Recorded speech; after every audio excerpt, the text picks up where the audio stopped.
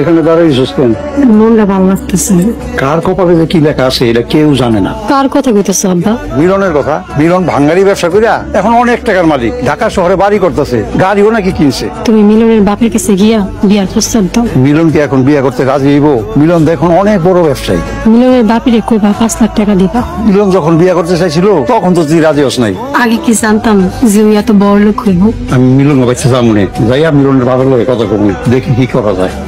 তুমি শুধু আমার, যে কোনো মূল্যেই হোক আমি শুধু তোমারই চাই। বাবা, এই যে আমরা তোমার জন্য অনেকক্ষণ ধরে অপেক্ষা করতেছি। আমার কি দরকার আপনাদের? টুম্পার বাবা এসে তোমার বিয়ের প্রস্তাব নিয়ে। আমি টুম্পারে বিয়ে করব কেন? বাবাজি, আমরা খুশি হইয়া তোমার 5 লক্ষ টাকা দিব। চাচা, আপনি আমার যৌতুক সাধতেছেন।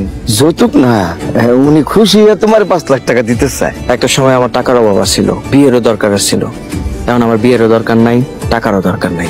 বাবা, তুই জীবনে বিয়ে করবি না? আব্বা, আমি তো বিয়ে করে ফেলছি। তুমি বিয়া করছো? হ্যাঁ। ফাতেমা,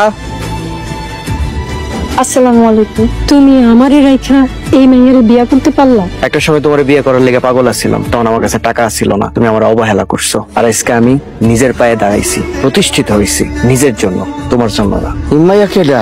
ইমাইয়ার বংশ পরিচয় কি বাবা? ফাতেমা, ওর আব্বা গরিব দিনমজুর।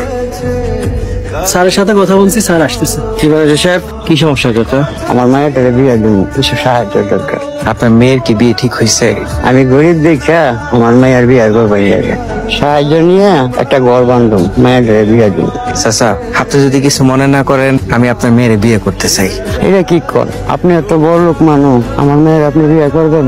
হ্যাঁ, করবো। সত্যি আপনি আমার মেয়ের বিয়ে করবেন? সত্যি বলতেছি চাচা, আমি জানি বিয়ে না হওয়ার কষ্টটা কেমন। আমি আপনার মেয়ের উপযুক্ত সম্মান দিয়ে বিয়ে করব। বিয়ে নেওয়ার কষ্টটা আব্বা আমি বুঝি, এজন্যই গরিব বাবার অসহায় মেয়ে ফাতেমাকে আমি বিয়ে করছি। মিলন, তুমি অনেক ভালো মানুষ, আমি তোমারে চিনতে পারি নাই, তুমি আমার মাফ করে দাও। তোমারে বিয়া না করে সে কষ্ট দিছি, ওই কষ্টটা আমি সারাটা জীবন পাইতেছি।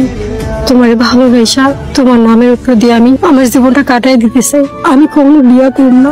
আব্বা, তোমার একটা কথা কই, ছেলে মেয়ের বয়স হলে তার বিয়ে দেওয়া উচিত। বিয়ে কারোর জন্য সুন্নত, কারোর জন্য ফরজ। উপযুক্ত সময়ে ছেলে মেয়ের বিয়ে না দিলে তাদের পাপ পিতামাতার উপরে আসে।